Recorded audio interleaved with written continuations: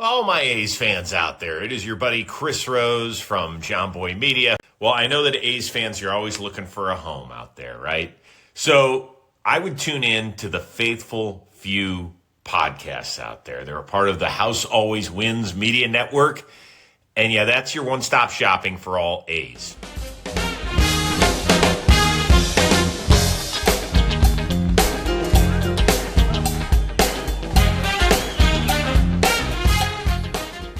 Hello and welcome to episode 2 of the Faithful Few.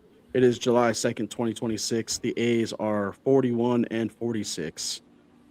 Nick, how we doing? What's up, buddy? What's going on? Excited for episode 2. Got a lot to talk about. A lot to talk about this dog shit A's team. Anyway, so we're just going to do a quick news and notes, kind of recap the week. The A's went 2-4 since we last talked. The Angels beat us up. The Dodgers beat us up. The SoCal beatdown was not great. Freeways, not really freeway series, but it's the Dodgers game here. But well, yeah. Anyway, but no, they beat us up pretty good. And the A's, same old story, same old song and dance. Can't pitch. Really couldn't hit that week either. I mean, Kurtz and Shea were terrible again. They started to get hot yesterday, and what felt like to me in that Dodgers series where the first 2 games really outclassed us. Yeah. And then I would say that last game kind of felt like a punt by them a little bit. Where 100%, dude. And like you said, I mean, Angels put up 9 runs total for the last 2 games of that series. Dodgers put up 9 Monday night and Tuesday night. So, I mean, they just destroyed the ball. I mean, like you said, it was a different league. Those guys could not miss a ball. They did all their jobs. The pitching was immaculate. I mean, it was just a slaughtering. And then yesterday, all power to JT Ginn. What an outing. But, I mean, it was pretty much like a layup game. Once the A's kind of got out in front, Dodgers kind of just was like, all right, it's a travel day. Let's get on the way. And not really mail it in because it's professional baseball, especially that type of team. But, I mean, it just felt like that. As soon as they got ahead, it was pretty much over with. Yeah, and the Dodgers decided. I don't think it was a discredit to the A's. Like they wanted to pitch Ohtani against the Friars, against the Padres coming up. That's obviously their biggest competition right now. So they decided to go a bullpen game. And so when the A's got up ahead early, it kind of just felt like, A's, you can have this. No discredit. I really don't want to discredit JT Ginn because he's my favorite pitcher on the staff right now. Not just because he's the best. Fantastic outing, yeah. But whenever I watch him pitch, dude, he seems like he's pissed off. Mm-hmm. He seems like he just wants the ball every single day. No, for sure. I love the guy. No, that's 100% true, dude. And he's growing, like you said, I'm very fond of that dude. He comes out there, he wants the ball. Even when he gets behind in counts, I mean, yes, he walked 5 guys yesterday, but I mean, he stood strong in there, only gave up 1, the Freddie Freeman absolute moonshot. But I mean, he stuck through it. With the 5 walks, it's pretty remarkable how many walks he had in the first 3 innings. I think it was like 4 or something like that, and didn't give up really more than that 1 run, and let the A's pretty much come through with the bats and walk away with that win. I mean, that first inning he threw 30 pitches, and the pitch count was horrible all night, and he only got better in the 4, 5, and 6 innings, and still earned a quality start. I mean, the guy, he reminds me. It's tough because Tim Hudson's a Hall of Famer, but he does remind me of Tim Hudson. Just that kind of like, F you, I'm going to pitch. This is my game. Yeah, it doesn't matter who's out there. It could be the Dodgers. It could be whoever.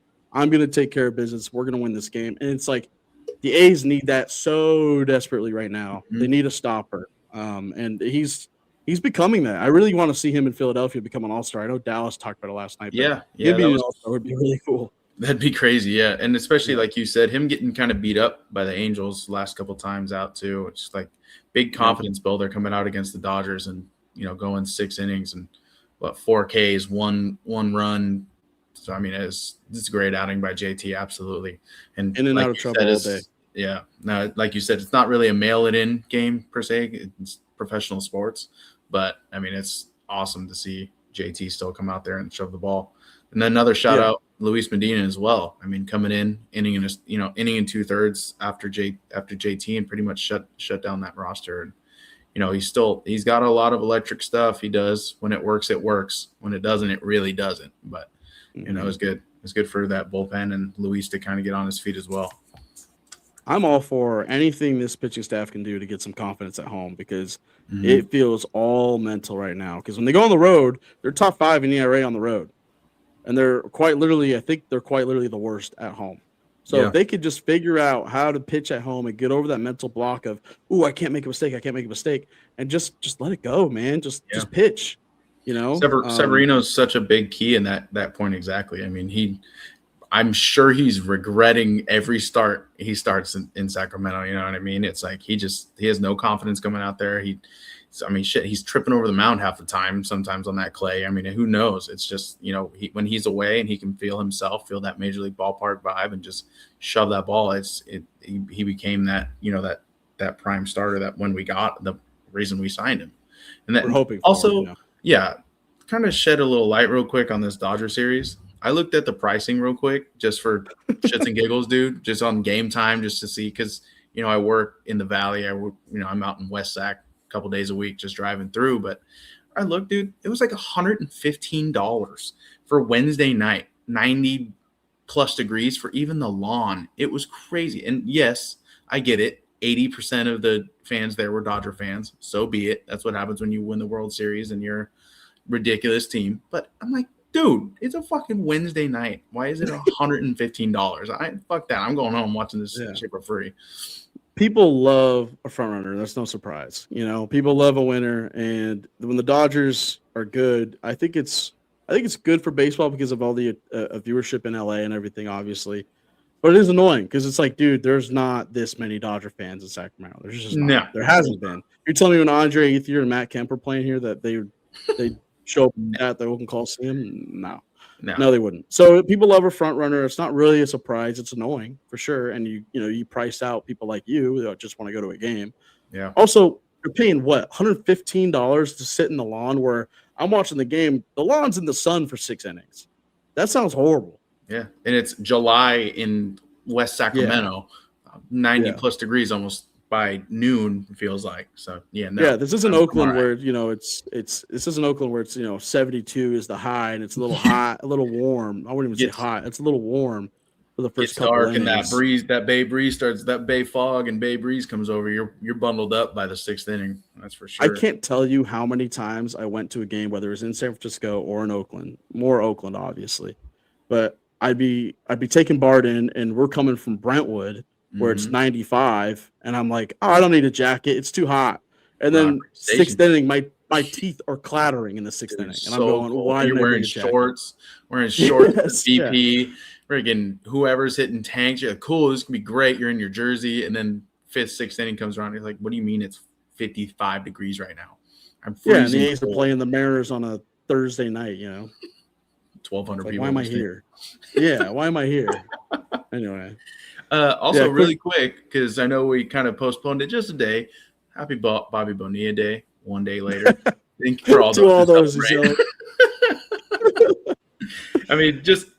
July 1st every year since 2000, a dude has been paid almost $1.2 million, and will be getting paid $1.2 million every July 1st until 2035. And he hasn't played a game since 2001. So, it's crazy. Insane. It's crazy. It's not his birthday, I don't think, but damn, may as well be, dude. 1.2 million every July 1st may as well be your birthday. No problem. Here's my mortgage for the year. Here you go. Yeah, for real. Anyway, I want to talk about JT Ginn a little bit. We kind of covered that. 5 walks, 30 pitches in that first inning. Like I said, he just got better in the 4th, 5th, and 6th inning, and really, I felt like was in trouble and got out of trouble all night, and he was spectacular. He's my favorite pitcher on the staff, just from a mentality standpoint. But I wish you would think some of our veterans, like a Jeffrey Springs, would take on that mentality and be like, "No, I'm going to be the leader." The stuff's not there, mentally for Jeffrey, and even Savale. It's just like, you want that veteran presence, you want that veteran mindset. Give me that ball. I'm trying to come after these guys. But JT's been that guy. Has pretty much since he started. Just give me that ball. I'm here. I got better stuff than you. Let's go. It's been great. Definitely a foundational piece. One of the two positive keys for this rotation right now for him and Jump, for sure. Got to feel good for him too, as a former first-round pick of the Dodgers in 2018. Oh yeah. Got to feel pretty good to stick it to him a little bit. There you go. Anyway, I think I want to go over a little bit of the transactions that the A's have had the last week Yep. or so since we last recorded. Yep. Just some quick stuff. Like the A's made a trade. They traded a minor league catcher, Owen. I might butcher this name. Owen Carapalotti. It's Italian. I was saying that's a paisano right there. But they get back Hayden Younger. The J might be silent. So, hey, not a great first two names for me to try to announce on this transaction list. But I looked up Hayden Younger. He's in AAA. Yeah, he's in AAA right now. He's got a 3-pitch mix. He uses his fastball slider the most. Fastball at 95, slider 88, and a changeup at 88. So I like the idea of just, hey, let's just bring in another arm. He could help us in the pen maybe later, and he's a righty. So who knows? Maybe we'll see him in a couple weeks or so. And then I got A's call up Hernandez, Cade Morris, and Joshua Kuroda-Grauer. We haven't talked about Kuroda-Grauer, but I mean, he looked pretty damn comfortable at the plate. And hey, if you can swing it, look at Alika Williams, dude. Make a name for yourself. Come up here and 100%. Make a name for yourself. That's the only thing you can do right now in this team, right? Get your at bats. If you don't become a star key for the A's, who knows what stock you can give yourself going forward. And with the injuries they have with Soderstrom, Wilson, and Geloff, like there's at bats to be had. And I will tell you, if you hit, you will stay. Because there's an influx of infielders on this team that I think probably will be a little less after the deadline. Mm-hmm. But there's an influx right now with, like you said, Alika Williams, Max Muncy, Kuroda-Grauer, Hernandez. Like there's so many guys, and if you can hit and hit routinely, you'll stay. So it's good to see him come up and not be intimidated by the Dodgers either. Like Kuroda-Grauer really looked good. Yeah, big couple of games for him to come into the league. 100%. So yeah, no, it's an interesting name. So yeah, we mentioned Wilson, Soderstrom to go to the IL. Soderstrom goes down with a left hip, and Wilson, which I thought was interesting. I thought it was a shoulder that he had, but I guess he had a thumb injury. I don't know if it's his throwing hand or his glove hand. If it's his glove hand, I know just from experience, catching with a thumb injury on your glove hand. I mean, you as a catcher, you would know. Yeah, pinch it. Yeah. Horrible feeling. Yeah. So those are the transactions, and then I do want to talk about Crook as well. Yeah, Crook was DFA'd today. I just saw that today. Yeah, which was interesting for how much they used him, and now he's DFA'd. So yeah, when did he come up? A couple weeks ago, right before the Giants series. Not long ago. Yeah. I mean, he was. Yeah, I think right before that Giants series. Yeah. So yeah, no, he's DFA'd, and we'll see. He'll probably come back and go to AAA. Yeah, and I think like you were just getting ready to touch on, Brent Rooker is the biggest news over the last weekend as well. Kind of him being put on the shelf for the rest of the year. That's a big hurt. Yes, I mean he's been injured a lot this year. Hasn't really put his name out there like he has over the last, being that big bat. But losing him for the rest of the year is definitely a big key here. I mean, the guy played 162 games last year, and for him to play 40 this year, and he didn't look great when he was healthy. I know he had an oblique thing, and then the knee obviously is what puts him down for the rest of this year. We're talking about a guy who's 31. He'll be 32 in November. His contract is backloaded through 2029. I am not of the belief that he's done, that this is the end of Brent Rooker. No. Like he's a guy that I feel like will come back strong, and he can still hit in the middle or back half of the lineup and still be a guy that can produce for you in years to come. Yeah, he's going to have to because the A's owe him a lot of money backloaded. Yeah, yes, they do, for sure. And being that big bat and that big name that he is now in the league, and hitting the ball off the scoreboard, and Jenny saying might have a chance. But I mean that but no, Brent is not done, depending on how severe this injury truly is when he gets recovered. Yes, it might linger, but I don't think he's done for sure. And it's going to be either a lot of contract talks going forward or, big trade piece for sure. Yeah, I love Brent Rooker because I feel like he's a guy that was counted out. He's your typical A that, comes over, he's counted out by the rest of the league, and then he just, turns it on. Like it's like, who's this guy? Destroy. I think if you ask the locker room who the captain was, especially the last few years, I would say that he would be the captain. That he was the guy that's the leader, the veteran presence.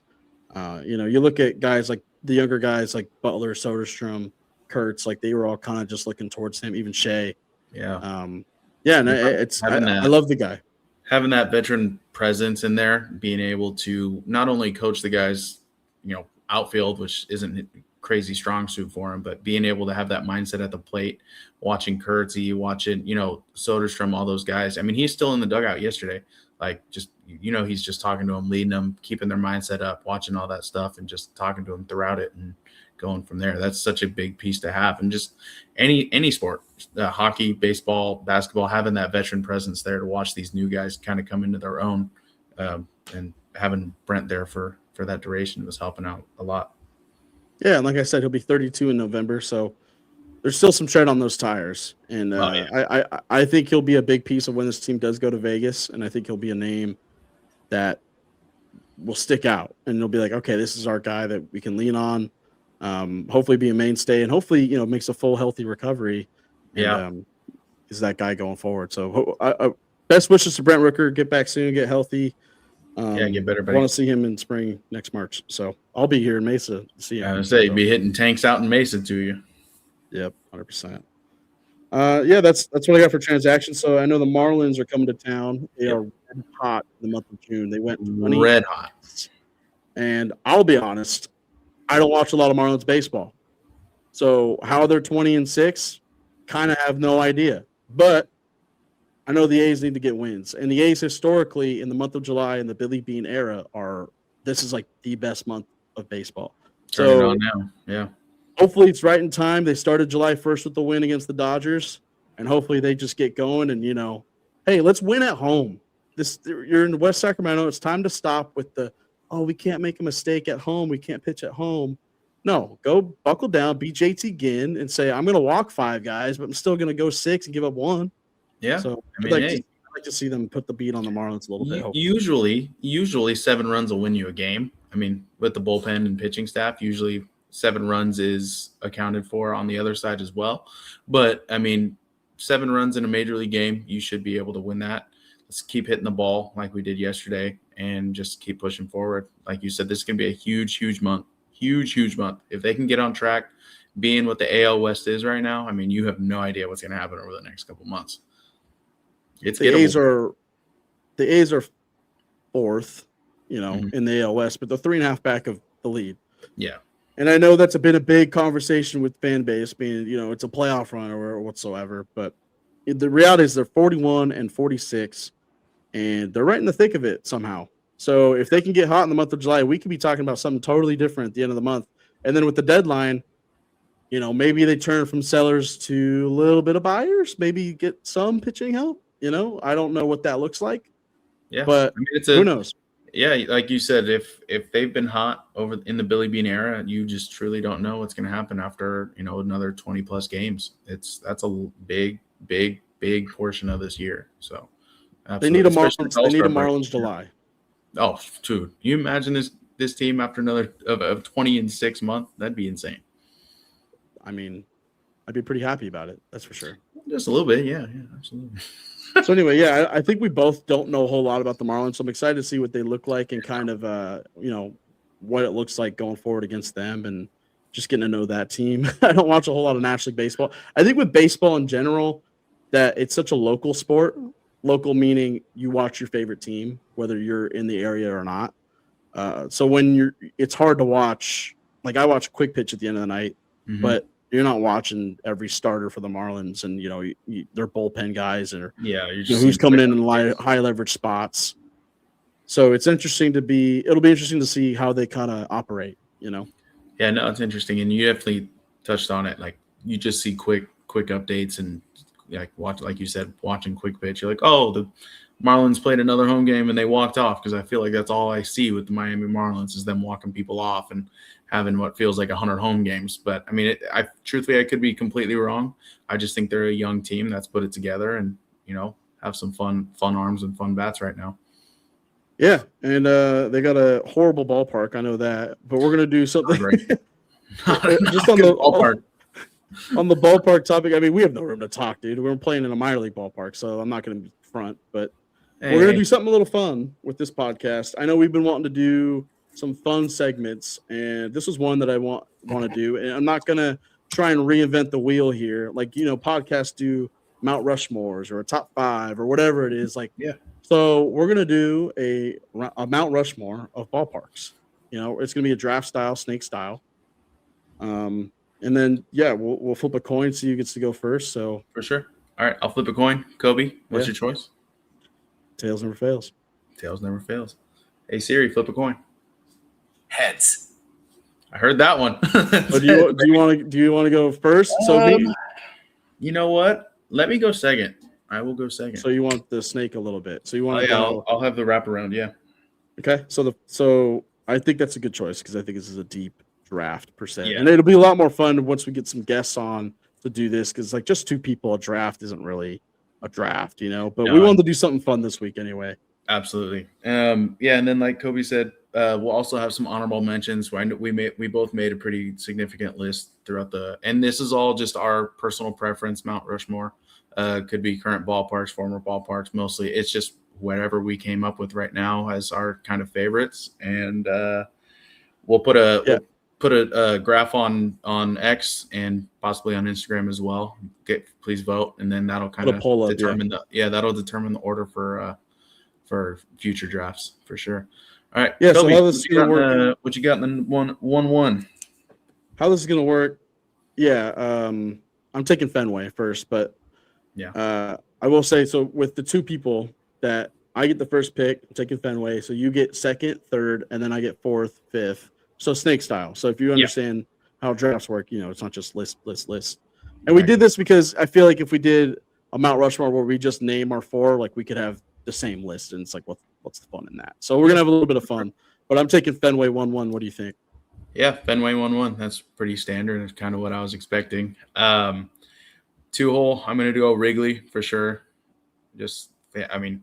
We'll touch on it a little bit more once the draft's up, and we'll kind of touch on these. We'll touch on these. On the wraparound, I'm actually going to go. The fans are going to do this for me. Actually, you know what, dude? I can't. I'm too local for it. Give me the Giants. Give me AT&T Park. Really? Yeah. It's the atmosphere of it all, the image of it all. When the Giants are good, they get loud. Truthfully, it's a remarkable ballpark. There's a lot still out there. I'm not disagreeing. It's remarkable. I think I know you're going with this one. Well, I want to talk about our picks a little bit. With Fenway, for me, I love Boston. Like, I think the city is really cool, just the history of it. And then Pesky Pole, the Green Monster, et cetera, et cetera. Everyone kind of knows the history of Fenway. And same with Wrigley, with the Ivy and, Wrigleyville. Chicago's my dream city I want to visit, and Wrigleyville's a big part of that. Dude, it's just a party all the time there. Mm-hmm. And the Cubs go. You got the flag, the L flag or the W flag. Selling out day games every fucking day, dude. It's the passion over there. And like you said, Wrigleyville, it's a dream to go to. And and same thing with kind of AT&T Park, like I was talking about. It's not AT&T Park. Oracle, anymore, but it's AT&T Park, PNC Park, whatever it may be. I just being there so many times. There's not a bad seat in the house. You can take the ferry to go. The food there is ridiculous. You could walk to the stadium, take Muni, take BART, Uber, whatever, if you want to do it. It's such a fun environment when they're good, when they're in the playoffs too. We saw that stretch in the, 10, 12, what is it? 2008, 10, 12, whatever it was. 10, 12, and 14. Yeah. Yeah. That ballpark was crazy. Those fans go crazy for them. As long as they stay in their seats past the 6th inning, Giants fans are fun. But it is a tourist attraction. That ballpark is phenomenal, and it's only quarter mile from Chase Center, I think, something like that, like right down the block.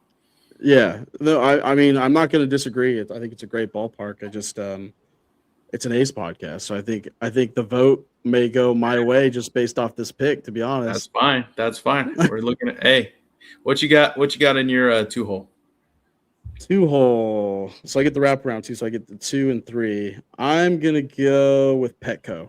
Yep. Okay. The NL West rival. I'm gonna go with Petco. The Gaslamp District, San Diego is beautiful all the time. Oh my God, dude. I mean, so bad. and this doesn't have to be ballparks we visited because obviously I haven't been to Wrigley, No. haven't been to Fenway or Petco. I'm dying to go to Petco. I mean, it's not too far away from me now, but I'm dying to go to a brick building in left field. It's a I don't even know what it is, what the company is. Oh, the lumber yard, right? Something like that. Something like that, yeah. But I mean, there's also I've seen like on TikTok there's a hotel view or a apartment view that like that's sick. Yeah, I just love the downtown feel of it.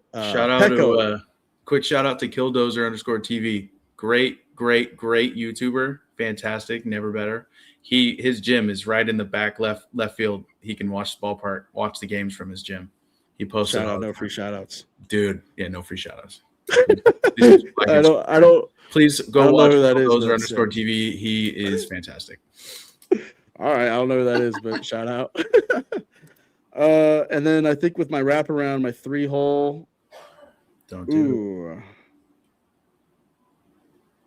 It's kind of chalk. Ooh, I don't know. Give me Camden. God damn. Give me Camden. Go there, man. Baltimore. That's a good pick. That's another one with history and just Utah Street. Utah Street and right. It's just Bugs, I like the barbecue. Yeah. I like the layout of that too. Having that shorter fence in right center. I mean, you saw like Mike Trout make one of the craziest plays of all time there, and all that type of stuff. And I mean the scoreboard in right. Now with the bird bath or whatever it is that they do after home runs, it's so sick. Especially the fans too. I think they moved the left field in, right? Didn't they? I think they moved it in or something like that. I wanted to bring that up. I really don't like the new dimensions. I wish they would have just they moved left field back and the gap in left center back, I believe too.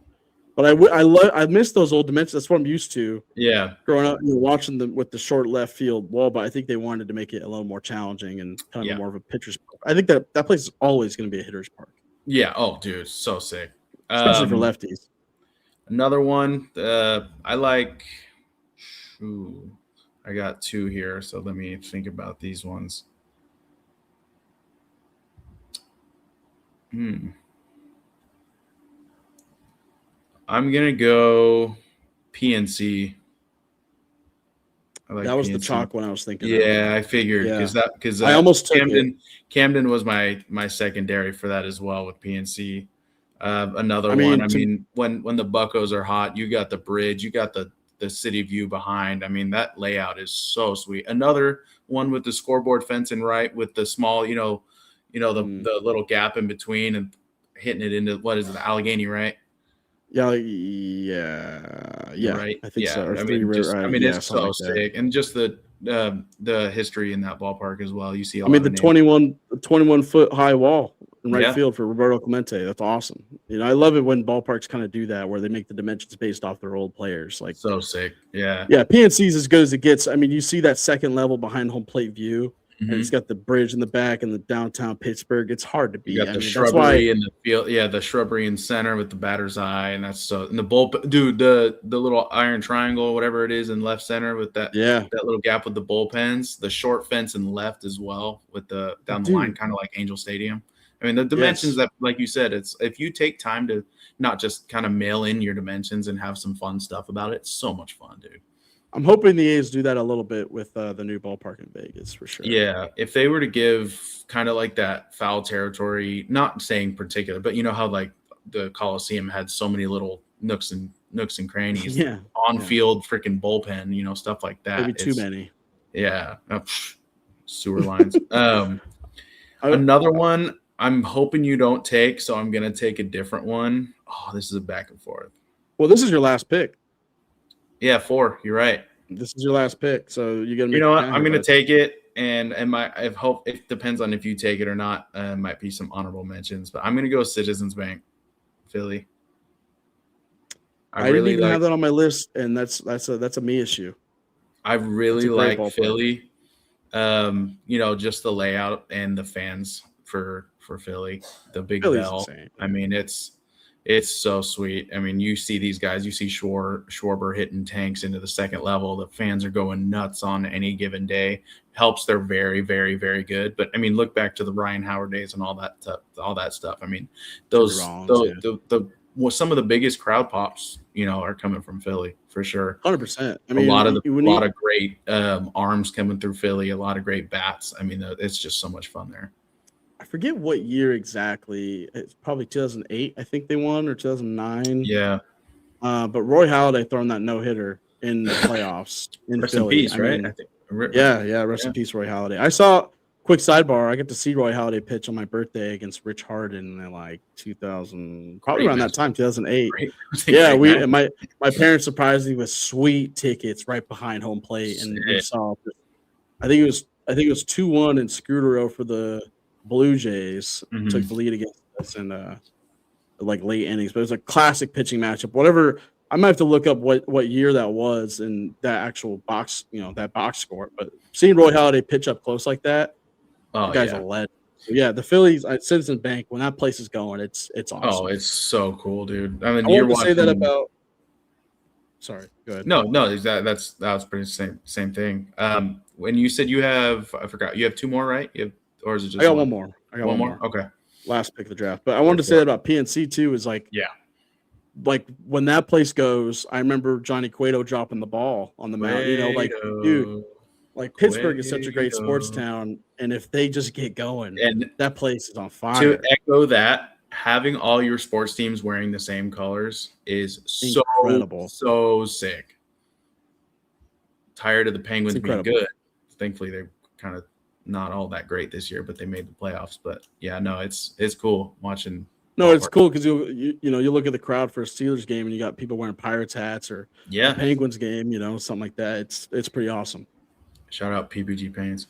I somehow didn't have Citizens Bank on my list, but that's a great pick. Sure. I think for my last pick, I'm looking at my list because I got a couple here too. No.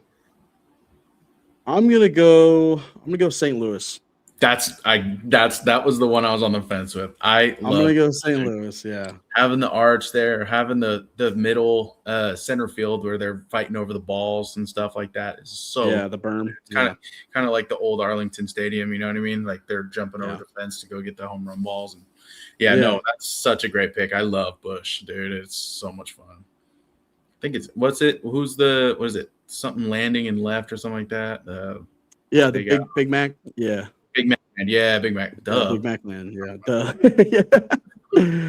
No, I love St. Louis. I have never been. It's another ballpark I really would love to go see. I've seen videos on YouTube of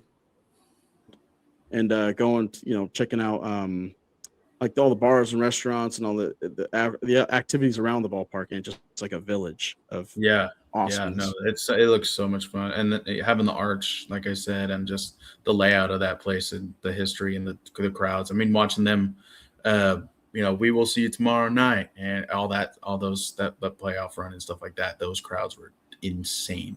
Yeah, no, I would love to see the Cardinals get really good again. I'll do one honorable mention myself if you want to do one as well. Rogers Center, of course, in Toronto. Really, Rogers Center. Only crowd-wise, and like you said, the hotel in center field, being able to book a hotel that overlooks the ballpark is pretty cool.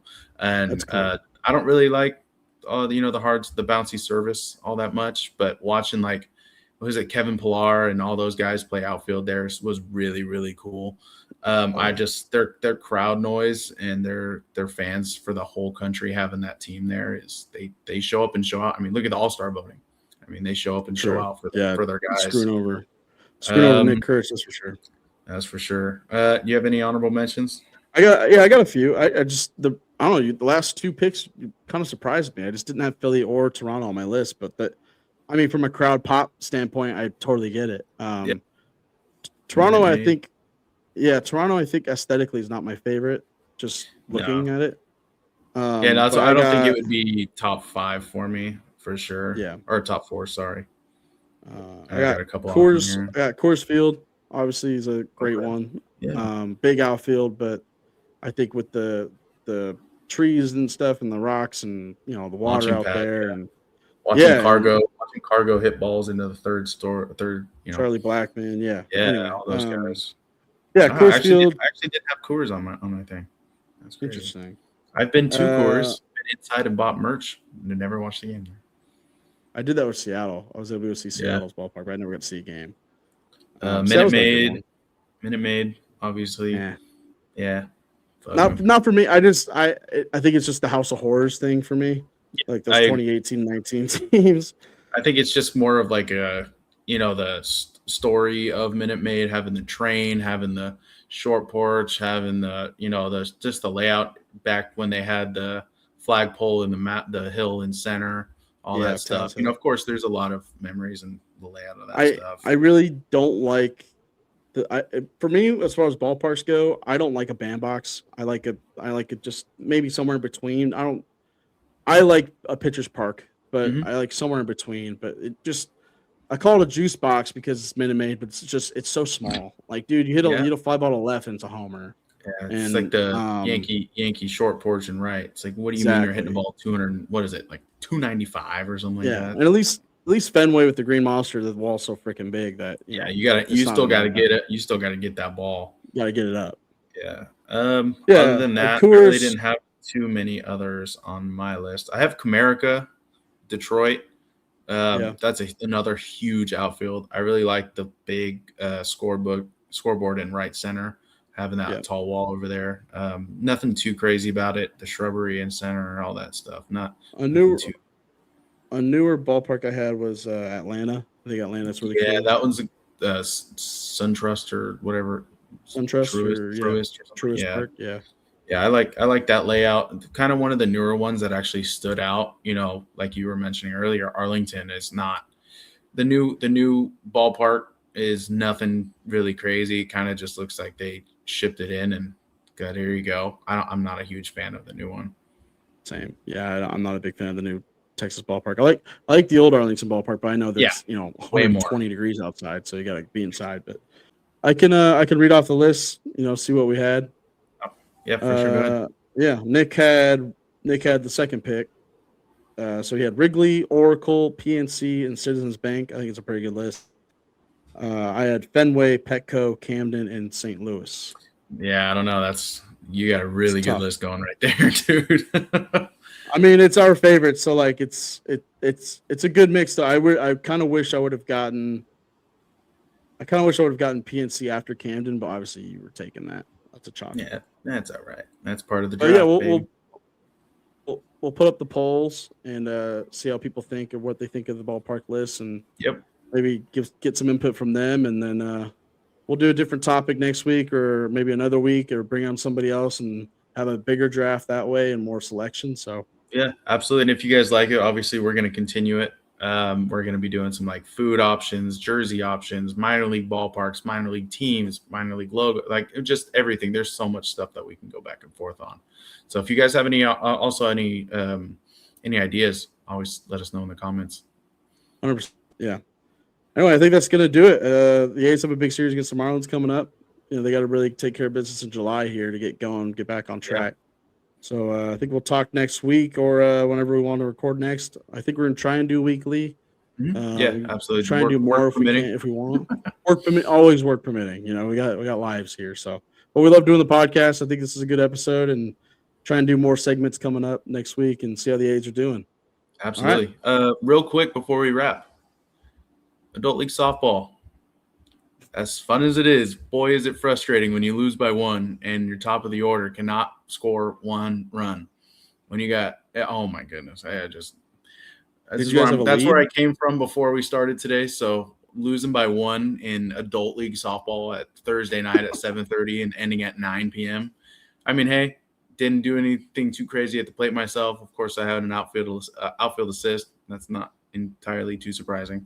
But yeah, no, it's a great episode this week. I'm very thankful to be here. Kobe, I had a lot of fun, dude. Hopefully next week, if not sooner. And got anything to wrap on? Well, I mean, did you guys have a lead in that game? Did you blow it? Yeah, we went up 10-0 for the first 3 innings. Lost 11-10. We didn't score a freaking run. Are you shitting me, dude? Dude, don't even get me started. I don't understand how you don't score anything else. anything else. And we were first place. They were second place, both unbeaten teams. And we just demolished the ball the first 2 innings, and then just trickle away. You guys were coasting. You're like, we got this in the bag. It's over. Just 1, 2, 3 innings in adult league softball isn't going to do anything for anybody. So, that's crazy. That's so frustrating. It's been a good year so far. It's been a good season so far. Both Thursday and Friday teams have been doing really well compared to the last few years. So, made the semifinals last season. So, still looking up a little bit more. So, it's still so much fun to look forward to Thursday and Friday for sure. But I mean, that was where I came from before this, like I said. So, still fresh on the brain, still ready to get a punch a wall or something. Yeah. Anyway. All right. Well, that's a great way to end it. So, this is the Faithful Few. See you guys later. All right, guys. Have a good one. You need a place to be a community, to talk about all your feelings, to talk about the excitement of the team. And that's where the Faithful Few podcast can lend a helping hand. So I wish you luck through this. It's not easy when you lose a team, something that's near and dear to your heart, and there's conflicting thoughts and feelings and emotions. There's ups, there's downs. Do we root for them? Do we feel good? Do we want them to suck? Wherever you are, you're allowed to be. And that's why podcasts work. Go see my friends at the Faithful Few podcast, hang out with them. And I will tell you this about the A's. They're a fun team to watch. They just need bullpen help.